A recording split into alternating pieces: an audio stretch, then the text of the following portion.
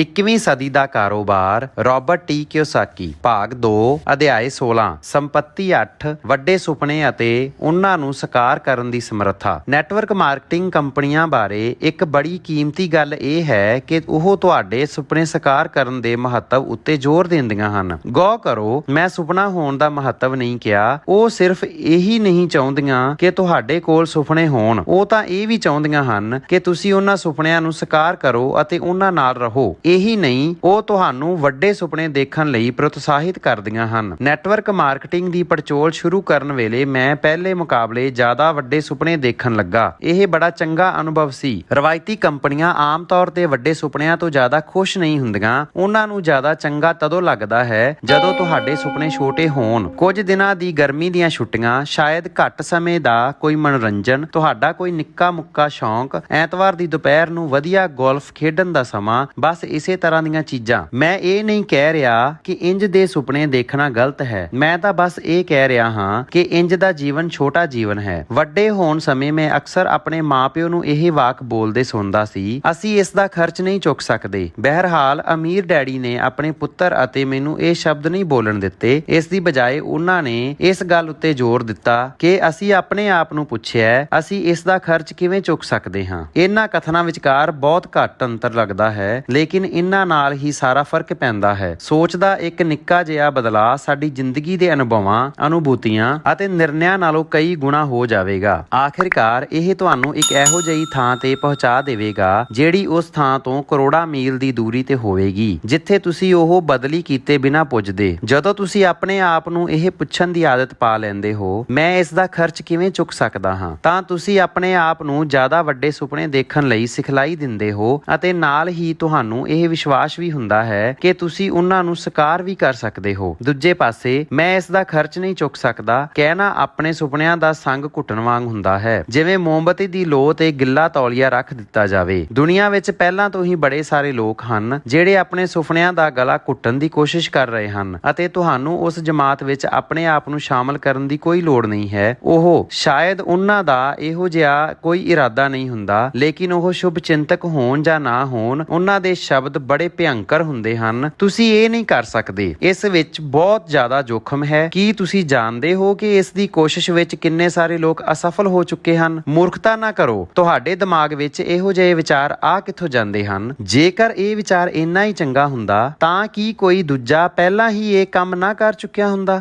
ਮੈਂ ਸਾਲਾਂ ਪਹਿਲਾਂ ਇਸ ਦੀ ਕੋਸ਼ਿਸ਼ ਕੀਤੀ ਸੀ। ਮੈਂ ਤੁਹਾਨੂੰ ਦੱਸਦਾ ਹਾਂ ਕਿ ਇਹ ਕਿਉਂ ਕਾਰਗਰ ਨਹੀਂ ਹੋਵੇਗਾ। ਇਹ ਸੁਪਨਿਆਂ ਦੀ ਹੱਤਿਆ ਕਰਨ ਵਾਲੇ ਸ਼ਬਦ ਹਨ ਅਤੇ ਇਹਨਾਂ ਨੂੰ ਕਹਿਣ ਵਾਲੇ ਲੋਕਾਂ ਬਾਰੇ ਮੈਂ ਇੱਕ ਦਿਲਚਸਪ ਗੱਲ ਦੇਖੀ ਹੈ। ਲਗਭਗ ਹਮੇਸ਼ਾ ਉਹ ਇਹੋ ਜਿਹੇ ਲੋਕ ਹੁੰਦੇ ਹਨ ਜਿਹੜੇ ਆਪਣੇ ਸੁਪਨਿਆਂ ਨੂੰ ਇੱਕ ਪਾਸੇ ਰੱਖ ਚੁੱਕੇ ਹੁੰਦੇ ਹਨ। ਜਦੋਂ ਮੈਂ ਅਤੇ ਕਿਮ ਦੀਵਾਲੀਆ ਸਨ ਤਾਂ ਅਸੀਂ ਮਿਲ ਕੇ ਫੈਸਲਾ ਲਿਆ ਕਿ ਅਸੀਂ ਵੱਡਾ ਘਰ ਤਦੋਂ ਹੀ ਖਰੀਦਾਂਗੇ ਜਦੋਂ ਅਸੀਂ $1 ਮਿਲੀਅਨ ਤੋਂ ਜ਼ਿਆਦਾ ਕਮਾ ਲਵਾਂਗੇ। ਅਸੀਂ ਇਸ ਤਰ੍ਹਾਂ ਹੀ ਕੀਤਾ ਅਤੇ ਸਾਨੂੰ ਉਸ ਮਕਾਨ ਵਿੱਚ ਰਹਿਣਾ ਬੜਾ ਚੰਗਾ ਲੱਗਿਆ। ਲੇਕਿਨ ਧਿਆਨ ਰਹੇ, ਉਹ ਮਕਾਨ ਆਪਣੇ ਆਪ ਵਿੱਚ ਸਾਡੇ ਲਈ ਮਹੱਤਵਪੂਰਨ ਨਹੀਂ ਸੀ। ਉਸ ਮਕਾਨ ਨੂੰ ਖਰੀਦਣ ਲਈ ਸਮਰੱਥ ਹੋਣਾ ਵੀ ਸਾਡੇ ਲਈ ਮਹੱਤਵਪੂਰਨ ਨਹੀਂ ਸੀ। ਮਹੱਤਵਪੂਰਨ ਤਾਂ ਉਹ ਸੀ ਜਿਹੜੀ ਉਸ ਪ੍ਰਕਿਰਿਆ ਰਾਹੀਂ ਅਸੀਂ ਬਣੇ। ਵੱਡਾ ਮਕਾਨ ਹੋਵੇ ਜਾਂ ਭਾਵੇਂ ਕੋਈ ਸੁਪਨਾ, ਮਹੱਤਵਪੂਰਨ ਤਾਂ ਇਹ ਹੈ ਕਿ ਉਸ ਦੇ ਲਈ ਤੁਸੀਂ ਆਪਣੀ ਵਿਅਕਤੀਗਤ ਸ਼ਕਤੀ ਵਿਕਸਿਤ ਕਰਨ ਦੀ ਪੂਰੀ ਕੋਸ਼ਿਸ਼ ਕੀਤੀ, ਸਿੱਖਿਆ ਅਤੇ ਕੀਤਾ। ਤੁਸੀਂ ਇਸ ਪ੍ਰਕਿਰਿਆ ਵਿੱਚ ਜੋ ਬਣੇ ਉਹ ਜ਼ਿਆਦਾ ਮਹੱਤਵਪੂਰਨ ਹੈ। ਮੇਰੇ ਅਮੀਰ ਡੈਡੀ ਨੇ ਮੈਨੂੰ ਕਿਹਾ ਸੀ, ਜਿਹੜੇ ਲੋਕ ਛੋਟੇ ਸੁਪਨੇ ਦੇਖਦੇ ਹਨ ਉਹ ਸਾਰੀ ਜ਼ਿੰਦਗੀ ਛੋਟੇ ਹੀ ਬਣੇ ਰਹਿੰਦੇ ਹਨ। ਹਰ ਵਿਅਕਤੀ ਸੁਪਨੇ ਦੇਖਦਾ ਹੈ, ਲੇਕਿਨ ਹਰ ਵਿਅਕਤੀ ਇੱਕੋ ਜਿਹਾ ਸੁਪਨਾ ਨਹੀਂ ਦੇਖਦਾ। ਅਮੀਰ ਡੈਡੀ ਨੇ ਮੈਨੂੰ ਸਿਖਾਇਆ ਕਿ ਸੁਪਨਦਰਸ਼ੀ 5 ਤਰ੍ਹਾਂ ਦੇ ਹੁੰਦੇ ਹਨ। ਜਿਹੜੇ ਅਤੀਤ ਵਿੱਚ ਸੁਪਨੇ ਦੇਖਦੇ ਹਨ, ਇਹ ਉਹ ਲੋਕ ਹਨ ਜਿਨ੍ਹਾਂ ਨੂੰ ਯਕੀਨ ਹੁੰਦਾ ਹੈ ਕਿ ਉਹਨਾਂ ਦੀ ਸਭ ਤੋਂ ਵੱਡੀ ਉਪਲਬਧੀਆਂ ਅਤੀਤ ਵਿੱਚ ਹਨ। ਉਹ ਤੁਹਾਨੂੰ ਕਾਲਜ ਦੇ ਜ਼ਮਾਨੇ, ਫੌਜ ਦੇ ਦਿਨਾਂ, ਹਾਈ ਸਕੂਲ ਦੇ ਫੁੱਟਬਾਲ ਦੇ ਦਿਨਾਂ ਅਤੇ ਗੁਜ਼ਰੀ ਜ਼ਿੰਦਗੀ ਦੇ ਰੌਚਕ ਕਿੱਸੇ ਕਹਾਣੀਆਂ ਸੁਣਾਉਂਦੇ ਰਹਿੰਦੇ ਹਨ। ਲੇਕਿਨ ਜਦੋਂ ਤੁਸੀਂ ਉਹਨਾਂ ਨੂੰ ਭਵਿੱਖ ਬਾਰੇ ਗੱਲ ਕਰਨ ਦਾ ਸੱਦਾ ਦਿੰਦੇ ਹੋ ਤਾਂ ਸ਼ਾਇਦ ਉਹ ਸਿਰ ਹਿਲਾ ਕੇ ਕਹਿਣਗੇ, ਉਹ ਦੁਨੀਆ ਠੇਲੇ ਵਿੱਚ ਬੈਠ ਕੇ ਪਤਾਲ ਵੱਲ ਜਾ ਰਹੀ ਹੈ। ਜਿਹੜਾ ਵਿਅਕਤੀ ਅਤੀਤ ਦੇ ਸੁਪਨੇ ਦੇਖਦਾ ਹੈ ਉਸ ਦੀ ਜ਼ਿੰਦਗੀ ਖਤਮ ਹੋ ਚੁੱਕੀ ਹੈ। ਉਹ ਮਰਿਆ ਹੋਇਆ ਤਾਂ ਨਹੀਂ ਹੈ, ਲੇਕਿਨ ਅਸਲ ਵਿੱਚ ਉਹ ਜਿਉਂਦਾ ਵੀ ਨਹੀਂ ਹੈ ਅਤੇ ਪੁਨਰ ਜੀਵਤ ਹੋਣ ਦਾ ਇਕੱਲਾ ਤਰੀਕਾ ਕਿਸੇ ਸੁਪਨੇ ਦੀ ਲੌ ਨੂੰ ਦੁਬਾਰਾ ਸੁਲਗਾਉਂਦਾ ਹੈ। ਜਿਹੜੇ ਸਿਰਫ ਛੋਟੇ ਸੁਪਨੇ ਦੇਖਦੇ ਹਨ। ਕੁਝ ਲੋਕ ਸਿਰਫ ਛੋਟੇ ਸੁਪਨੇ ਦੇਖ ਕੇ ਆਪਣੇ ਆਪ ਨੂੰ ਸੀਮਿਤ ਕਰ ਲੈਂਦੇ ਹਨ ਕਿਉਂਕਿ ਇਹੀ ਇਕੱਲਾ ਤਰੀਕਾ ਹੈ ਜਿਸ ਨਾਲ ਉਹਨਾਂ ਨੂੰ ਇਹ ਆਤਮ ਵਿਸ਼ਵਾਸ ਮਹਿਸੂਸ ਹੁੰਦਾ ਹੈ ਕਿ ਉਹਨਾਂ ਹਾਸਲ ਕਰ ਸਕਦੇ ਹਨ। ਵਿਡੰਬਨਾ ਦੇਖੋ, ਹਾਲਾਂਕਿ ਉਹ ਜਾਣਦੇ ਹਨ ਕਿ ਉਹ ਆਪਣੇ ਛੋਟੇ ਸੁਪਨੇ ਹਾਸਲ ਕਰ ਸਕਦੇ ਹਨ, ਲੇਕਿਨ ਆਮ ਤੌਰ ਤੇ ਉਹ ਉਹਨਾਂ ਨੂੰ ਕਦੇ ਵੀ ਹਾਸਲ ਨਹੀਂ ਕਰ ਪਾਉਂਦੇ। ਕਿਉਂ ਨਹੀਂ? ਕੌਣ ਜਾਣੇ। ਸ਼ਾਇਦ ਇੰਜ ਇਸ ਲਈ ਹੈ ਕਿਉਂਕਿ ਉਹ ਜਾਣਦੇ ਹਨ ਕਿ ਜੇਕਰ ਉਹਨਾਂ ਨੇ ਆਪਣੇ ਸੁਪਨੇ ਨੂੰ ਹਾਸਲ ਕਰ ਲਿਆ ਤਾਂ ਉਸ ਤੋਂ ਬਾਅਦ ਉਹਨਾਂ ਕੋਲ ਕੋਈ ਜੀਵਨ ਜਿਉਣ ਲਈ ਕੁਝ ਨਹੀਂ ਬਚੇਗਾ, ਜਦੋਂ ਤੱਕ ਕਿ ਉਹ ਜ਼ਿਆਦਾ ਵੱਡੇ ਸੁਪਨੇ ਦੇਖ ਕੇ ਆਪਣੇ ਆਪ ਨੂੰ ਚੁਣੌਤੀ ਨਾ ਦੇਣ। ਦੂਜੇ ਸ਼ਬਦਾਂ ਵਿੱਚ ਉਹ ਜ਼ਿਆਦਾ ਵੱਡੇ ਜੀਵਨ ਦੇ ਖਤਰੇ ਵਿੱਚ ਅਤੇ ਰੋਮਾਂਚ ਦਾ ਸਾਹਮਣਾ ਕਰਨ ਦੀ ਬਜਾਏ ਛੋਟਾ ਜੀਵਨ ਪਸੰਦ ਕਰਦੇ ਹਨ। ਬੁਢਾਪੇ ਵਿੱਚ ਤੁਸੀਂ ਉਹਨਾਂ ਦੇ ਮੂੰਹ ਤੋਂ ਅਕਸਰ ਇਸ ਤਰ੍ਹਾਂ ਦੇ ਵਾਕ ਸੁਣੋਗੇ, ਤੁਸੀਂ ਜਾਣਦੇ ਹੋ ਕਿ ਮੈਨੂੰ ਇਹ ਕੰਮ ਸਾਲਾਂ ਪਹਿਲਾਂ ਕਰ ਲੈਣਾ ਚਾਹੀਦਾ ਸੀ, ਲੇਕਿਨ ਦਰਅਸਲ ਮੈਂ ਕਦੇ ਇਸ ਲਈ ਮਨ ਹੀ ਨਹੀਂ ਬਣਾ ਪਾਇਆ। ਮੈਂ ਇੱਕ ਵਾਰੀ ਆਪਣੇ ਇੱਕ